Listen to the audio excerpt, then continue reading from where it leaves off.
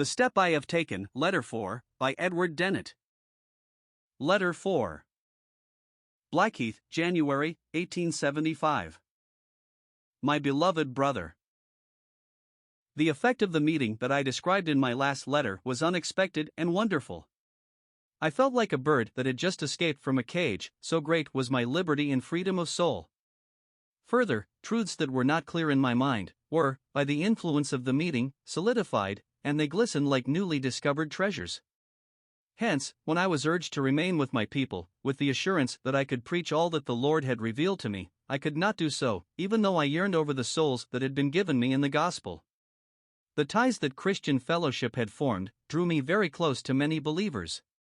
Also, temporal maintenance, humanly speaking, depended on my continuing at my post. But all these things could not draw me back or make me recall the words I had spoken. Having uttered the truths given in my paper, I felt that I must follow them. I began to long after a position that could bear the test of the Word of God. Further, having expressed in public my regret for the publication of my book, I felt that I also should tell those against whom it was written. Accordingly, I wrote a brief letter to Mr. William Kelly, one well known among so-called brethren, stating what I had done and expressing my sorrow that I had published my pamphlet. This done, I was free from all entanglements. So, I determined by God's help to bring Scripture to bear on everything connected with my position, that I might be gathered aright in my future path, for as yet, the exact position I should take on my separation from my people was uncertain. My only desire was to know the will of the Lord. The first thing I examined was ministry as practiced by dissenters. See editor's note. For years, we both have been known as dissenting ministers, although we were unwilling to accept the name. Why? I can answer only for myself. After I had confessed Christ, I had a great desire to enter the ministry. I was young and uninstructed, and according to the practice of our denomination, Baptist, I looked to one of the colleges for the needful preparation. Recommended by 2 ministers, although I had only preached once, and not in their hearing, I was accepted for the usual 4 years. I studied hard, but not the Scriptures, although these had a secondary place to the other studies. Editor's note: a dissenter was a person who left the Anglican establishment, Church of England, or in a more general way, any of the state churches, and met as Baptists, Independents, Congregationalists, etc. Mr. Dennett was a Baptist minister. I was prepared for a BA degree at the end of the 3rd year, but while waiting for final examinations, I caught typhus fever and was unable to proceed to my degree. After months of weakness, I recovered through God's blessing. About 6 months of study remained. At the end of 3 months, I was invited to preach on probation, at the end of which, the church met to discuss my merits as a preacher. Then, by vote, I was unanimously elected to be their pastor. I won't here discuss the method of preparing young men for the ministry, although it is full of many evils, and completely unwarranted by Scripture. I will confine myself to one question: is there any scriptural authority for the election of a minister by the vote of the church? This was the question which, with Bible in hand, I sought to answer. I first turned to Acts 6, where we do find something like the election of church officers by the believers in fellowship, verse 5. But, note several things. First, although they were chosen by the multitude, it was by the direction of the apostles, and the appointment was confirmed, if not made, by the apostles, verse 6. Secondly, although they were chosen by the multitude, the word used to indicate the act of their choice indicates simple selection, not vote by ballot. See editor's note. Thirdly, the officers chosen were not elders or bishops, but were appointed only to attend to the daily ministration of relief to widows of serving tables, verses 1 to 3. Afterwards, Stephen preached the word in the power of the Holy Spirit, but no one contends that this resulted from his appointment to serve tables. Thus, nothing in this chapter bears on the election of pastors or ministers. Editor's note: here, and in following paragraphs, I have left out the Greek words in the original book since they would help very few people. I then examined Acts 14 verse 23, which is more to the point. We read there that Paul and Barnabas ordained elders in every church. Elders and bishops are the same in the Scriptures. These two terms indicate the same office, and the office of the dissenting minister is held or claimed to correspond to this.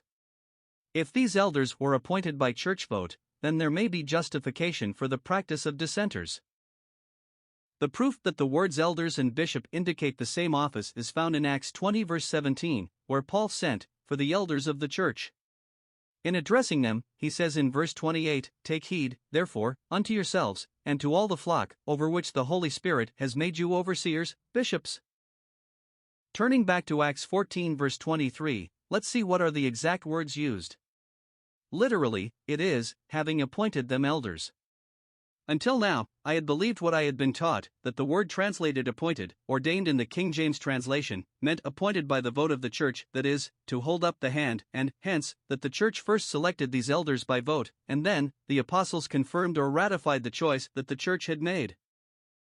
Conceding for a minute that this might be the meaning of the word used, I ask you, dear brother, if this is the usual method for interpreting language? The context shows that the participle translated having appointed refers only to the action of the apostles, and that the pronoun rendered them refers to the disciples in every church. It is evident, therefore, that, whatever the word appointed may mean exactly, we are here told of something that the apostles did for the churches. But, if you insist that the word does convey the meaning of voting by the church, I would reply at once, on the authority of this passage, that if the church voted, there could be no valid appointment apart from the presence and action of the apostles. But, is this the meaning of the word appointed or ordained? The same Greek word only occurs in two other places in the New Testament, once in the same form, and once compounded with a preposition of time, which leaves the meaning of the word unchanged. In 2 Corinthians 8 verse 19, the Apostle Paul speaks of a brother whose praise in the gospel was throughout all the churches, and says, and not that only, but who was also chosen, the word translated ordained in the former passage, of the churches to travel with us with this grace. Here, the churches did the appointing, but we have nothing except the word itself to indicate the method of appointment. However, this is not the appointment of an elder, but only of one sent by the assemblies to act with the apostle in the handling of their gifts, an entirely different thing. The other passage is Acts 10 verses 40 to 41, "Him God raised up the third day, and showed him openly, not unto all the people but unto witnesses chosen," the same word, before by God. Does not the use of the word here prove its meaning? Used in connection with God, it is impossible to attach any idea to it beyond that of selection or appointment. Therefore, this passage should control our interpretation of the more doubtful former passages. I repeat, then, that the word ordained is used only in one place in connection with the appointment of elders or bishops, the office claimed by dissenting ministers, and even in that place, the action in the word is applied to the apostles, not to the churches. Therefore, can any unprejudiced mind still believe that the Bible gives any warrant for the election of ministers, elders, by church vote, or that there is any idea contained in the word ordained beyond that of simple appointment? Hence, the elders in the verses referred to were appointed by the apostles. This was the conclusion that God's word compelled me most reluctantly to admit. Nor could I gain any comfort from Paul's direction to Titus, to ordain elders in every city, as I had appointed you, Titus 1 verse 5. First, the word ordain is not the same as discussed above, but means to establish, and secondly, what Titus did, he did only under the direction and authority of the apostle. These are the results of my investigation. My conclusion is that the method of our appointment is without scriptural authority. If you would like to pursue this subject further, let me recommend Lectures on the Church of God, by William Kelly. But you will find that the scriptures are amply sufficient to show the correctness of the above conclusions.